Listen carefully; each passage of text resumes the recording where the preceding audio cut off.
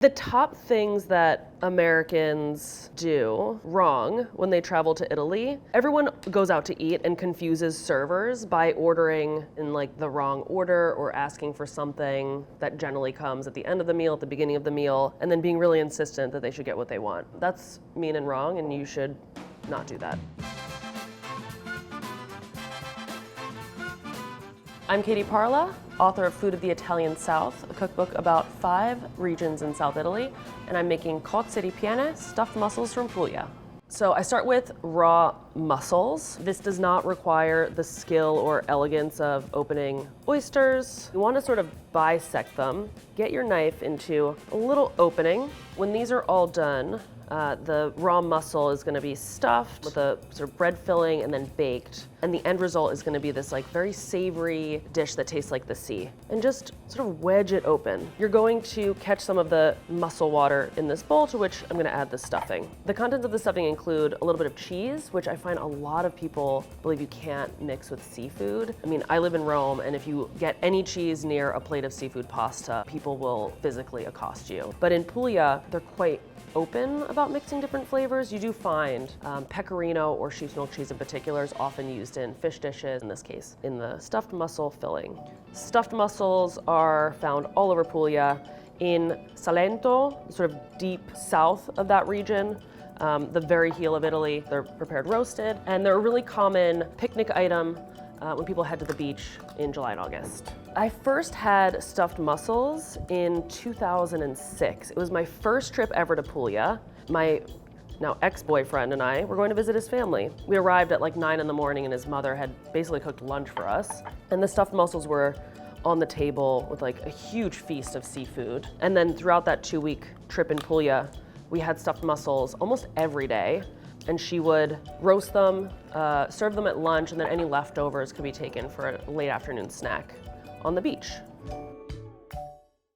When I first started visiting the South, I was really shocked that after a huge lunch, everyone actually went to bed. In Puglia, there still is the practice of the siesta, which makes sense because the South, Puglia included, was under Spanish dominion until 1861.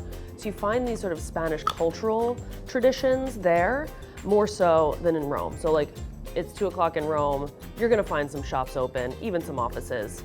In Puglia, never. The next step is to make breadcrumbs. I'm gonna keep the liquid from the mussels on the side because that's where the filling is gonna be built. To the breadcrumbs, I'm gonna add eggs, pecorino, parsley, and canned tuna in oil. You can really use almost any type of stale bread. If it's not super dry on the inside, just slice it up, dry it out a little bit in the oven. The pieces get torn up, they make nice dried breadcrumbs. It's a little crummy, but that's okay.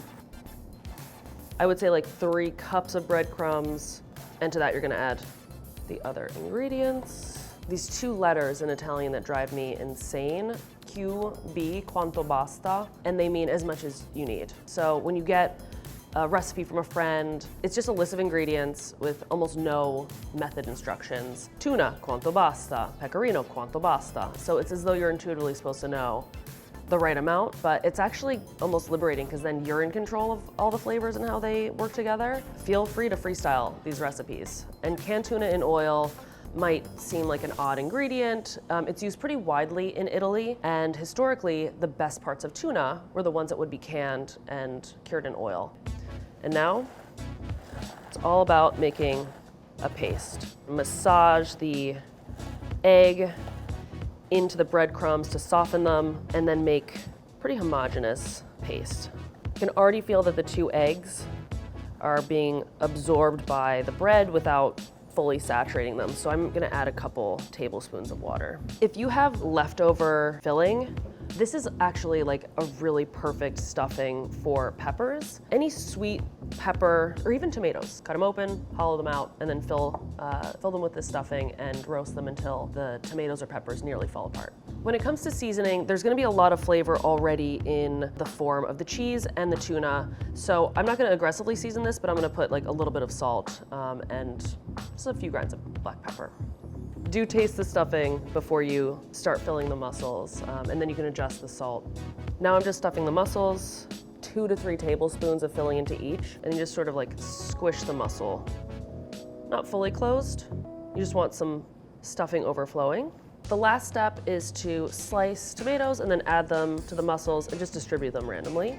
Just a healthy glug of olive oil, and I don't really want to wet the mussels, so I just want to put a little bit of water on the edge of the dish so that the mussels are swimming in a little bit of water, which will sort of steam them from below. Now we're ready to bake. These are going in the oven now at 400 for 30 to 35 minutes.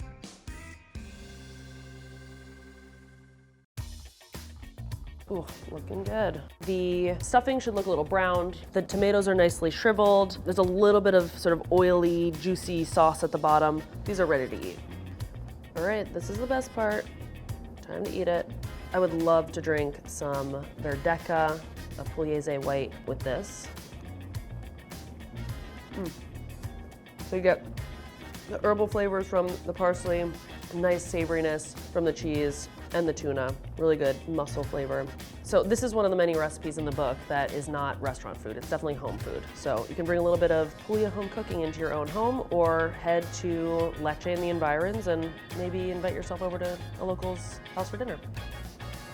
For the recipe, you can buy my book, Food of the Italian South, or click the link below.